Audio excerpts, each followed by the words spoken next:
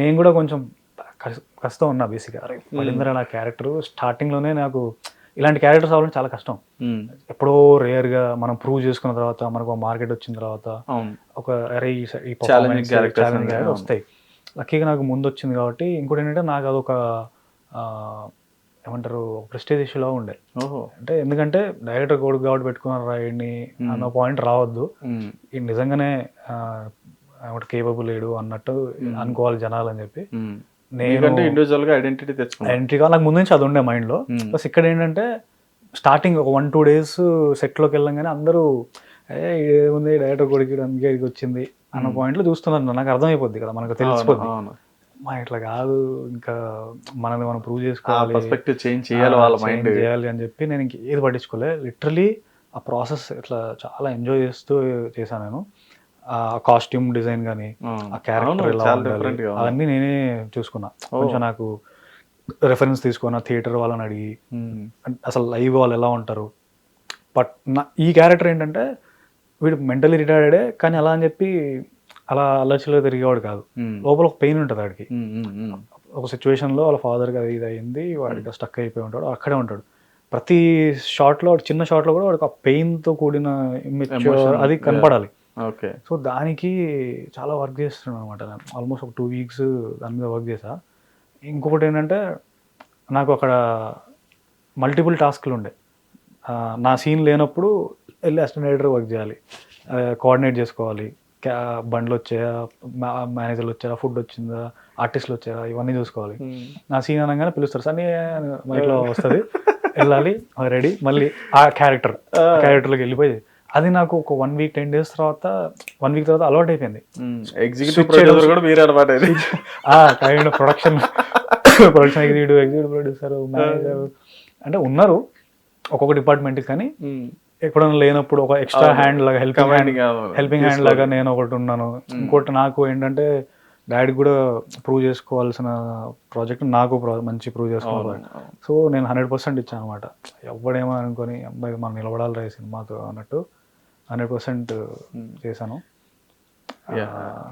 Right. ఇప్పుడు మీ దాంట్లో చాలా కొంచెం పెద్ద పెద్ద ప్యాడింగే పెట్టారు మీరు చాలా మంది కూడా.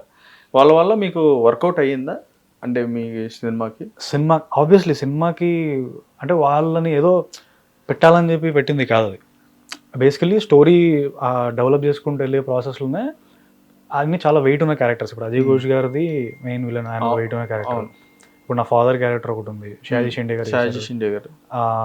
మెయిన్ సినిమా స్టార్టింగే ఒక పోలీస్ మర్డర్తో స్టార్ట్ అవుతుంది. అది అక్కడి నుంచే ఇంపాక్ట్ స్టార్ట్ అవుతుంది కాబట్టి అక్కడ కాశీ విశ్వనాథ్ గారు, తర్వాత ఒక చిన్న విలన్ క్యారెక్టర్ ఒకటి ఉంది, దానికి రవి కాలే గారు.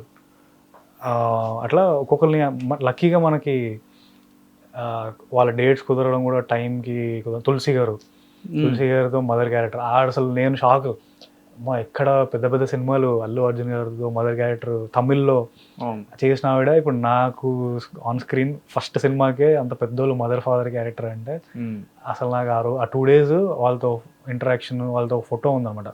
క్యాండిడేట్ ఫోటో ఒకటి వచ్చింది, వాళ్ళది ఒక డెత్ సీన్ ఉంటుంది. దాని తర్వాత లేచి స్మైల్ చేయాలి కదా, నవ్విన తర్వాత ఒక స్మైల్ చేసే ఒక ఫోటో ఉంటుంది. వాళ్ళిద్దరు నేను ఇలా పట్టుకొని ఉంటా, నేను మధ్యలో ఉంటా. లిటరలీ నాకు ఎన్నిసార్లు చూసుకున్నాను ఆ ఫోటో అయితే. చాలా బ్యూటిఫుల్ మెమరీస్. నాకు యాక్టింగ్ పరంగా పక్కన పెడితే ఈ సినిమాలో ఈ 2 years జర్నీలో నాకు ఈ పెద్ద పెద్ద ఆర్టిస్టులతో కోఆర్డినేట్ అవ్వడం, వాళ్ళ డేట్స్ చూసుకోవడం, వాళ్ళ బిహేవియర్ ఎలా ఉంటుంది, వాళ్ళు ఎందుకు ఇన్ని సంవత్సరాలు ఉన్నారు, అసలు లెజెండ్స్ అని ఎందుకు అంటారు వాళ్ళని, టైం సెన్స్ కానీ అసలు A to Z చాలా నేర్చుకున్నాను. ఎందుకంటే ఇవి చాలా కొన్ని సినిమాలు 10-20 సినిమాలు చేస్తే కానీ రాని ఎక్స్పీరియన్స్ ఇది. నేను లక్కీగా యాక్టింగ్ది ఎలాగో ఇన్స్టిట్యూట్కి వెళ్ళి ఎవరో ఒకరు నేర్పిస్తారు. ప్రాక్టికల్గా ఇవన్నీ చేయాలంటే లక్కీగా ఉండాలి. సో నేను చాలా ఏమంటారు చాలా హ్యాపీ ఫీల్ అవుతుంది ఎందుకంటే వాళ్ళతో క్లోజ్ ఇంటరాక్షన్. రైడర్ కొడుకు కాబట్టి ఎవరు ఆపరు. సో ఇంకోటి ఏంటంటే నేనే హీరో మీరే కదండి. అంటే అది సల్లాల్లో కానీ ముందు హీరో మీరే. అంటే హీరో అంటే నేను ఇంకా ఆ హీరో అనే స్టేజ్ ని వెళ్ళలేదు. వాళ్ళకు ఉంటది, ఇప్పుడు వాళ్ళు చూసేటప్పుడు హీరో అనేటప్పటికి సన్నీ హీరోతో కొంచెం మీకు ఇది కూడా సెట్ లో కాదు, సెట్ లో అనట్లేదు. సెట్ లో అది ఓకే, సెట్ బయట వాళ్ళ డేట్స్ కోఆర్డినేట్ చేయడం, వాళ్ళకి అది కూడా మీరే చేశారు అది నేను కావాలని ఒక స్టెప్ నేనే వెళ్ళి మేనేజర్ చేస్తా అంటే లేదు నేను చూసుకుంటా అని చెప్పి వాళ్ళతో కాల్స్ మాట్లాడడం. అంటే నాకు ఎక్కడ ఒక సెల్ఫిష్ ఉండేది అనమాట, అరే వీళ్ళతో మళ్ళీ ఇంత ఇంటరాక్ట్ అయ్యే ఛాన్స్ ఎప్పుడు వస్తుందో తెలియదు నాకు. ఇప్పుడు వాళ్ళు పర్సనల్గా మాట్లాడి సార్ ఎప్పుడు వస్తారో, ఫ్లైట్ టికెట్ వేయాలి, పలానా హోటల్ అది ఇది అంతా నేనే కోఆర్డినేట్ చేసుకొని దిగారా, ఓకే క్యాబ్ వచ్చింది, తర్వాత హోటల్కి వెళ్ళి కలవడము, వాళ్ళ కాస్ట్యూమ్స్ చూసుకోవడము.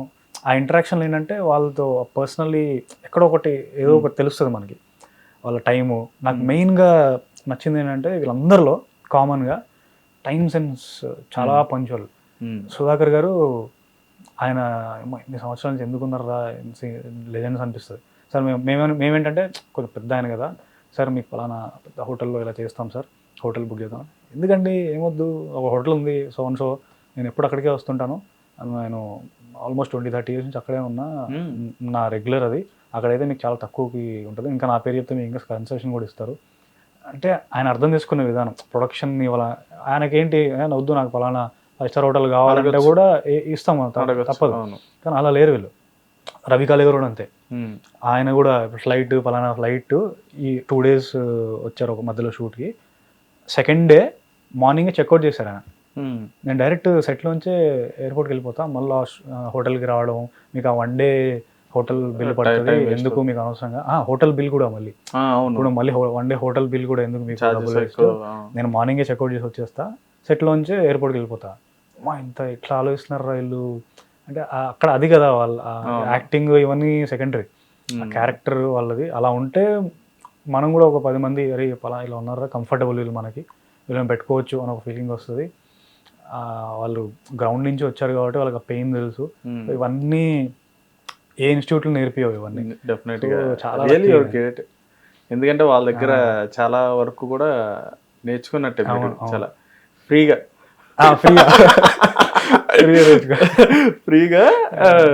నేర్చుకున్నట్టు అనమాట. కానీ డెఫినెట్గా సన్నీ గారు, మీరు చేసిన సినిమా అనేది మీకు గుర్తింపు తీసుకొస్తుంది. అండ్ మోరోవర్ ఇంకోటి ఏంటంటే, దాని నుంచి మీలో ఒక డిఫరెంట్ క్యారెక్టర్ని మీరు ఇంట్రడ్యూస్ చేశారు, మీ నుంచి ఒక డిఫరెంట్ క్యారెక్టర్.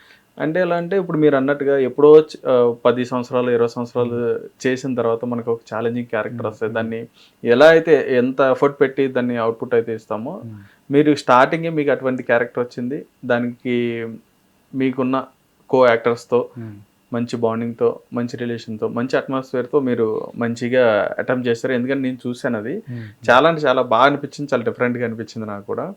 అండ్ ఇంకోటి ఏంటంటే, సాంగ్స్ విషయానికి వస్తే, సాంగ్స్ అది అంటే ఇప్పుడు ఆడియో పరంగా కూడా ఇప్పుడు మీరు డ్యాన్స్ కానీ ఇవి కానీ అంటే నేర్చుకున్నారా, లేదంటే ఏమన్నా మామూలుగా? లేదు, అంటే బేసికల్లీ నాకు చిన్నప్పటి నాకు స్టార్ట్ అయిందా డాన్స్తో. అంటే టైం సరిపోతుంది అంటే అదొక ఎపిసోడ్ చెప్పొచ్చా? చెప్పండి పర్లేదు, చిన్న ఒక 1-2 minutes చెప్పేస్తా. బేసికల్లీ నాకు చిన్నప్పటి డాన్స్ అంటే చాలా ఇంట్రెస్ట్ ఉండే. ఊర్లో మా చిన్నప్పుడు ఫాదర్ వాళ్ళు ఏం చేస్తారు, ఘంటసాల గారు, వర్ధంతి, శ్రీశ్రీ గారు ఇలాంటి ఫంక్షన్స్ కండక్ట్ చేసేవాళ్ళు అనమాట. అప్పుడు బద్రీ సినిమా రిలీజ్ అయింది. ఆ పాట ఏంటది, ఏమే రాజా, బద్రీలో అంటే ఏ చికిత్తా గుమార్, ఆ పాట అంటే పిచ్చ ఇష్టం అనమాట నాకు అప్పట్లో. ఆ ఫంక్షన్కి అంతా మా వాళ్ళే కండక్ట్ చేస్తున్నారు, ఓకే డాన్స్కి ముందు పేరు ఇవ్వాలి ఫలానా ఫలానా.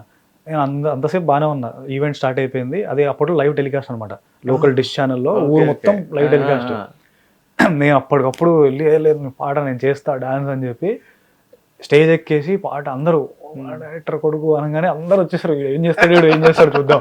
నాకు ఏం రాదు అప్పుడు, తెలియని కాన్ఫిడెన్స్, వెళ్ళి మొత్తం షర్ట్ ఇప్పేసి సింగ్ చేసి అది చేశాను. అక్కడ నాకు అనిపించింది అన్నమాట, అరే అంటే ఒక స్టేజ్ మీద మనం ఉండి ఆడియన్స్ ఇలా చూస్తూ ఉంటే ఆ ఫీల్ ఎలా ఉంటుంది. అక్కడి నుంచి నాకు డాన్స్ అంటే బాగా ఇంట్రెస్ట్ వచ్చింది అన్నమాట. హిట్ టీవీ యాప్, ఇందులో short news, live news, entertainment shows, movies, digital magazines తో పాటు మీ జిల్లా వార్తలను కూడా ఫ్రీగా చూడొచ్చు.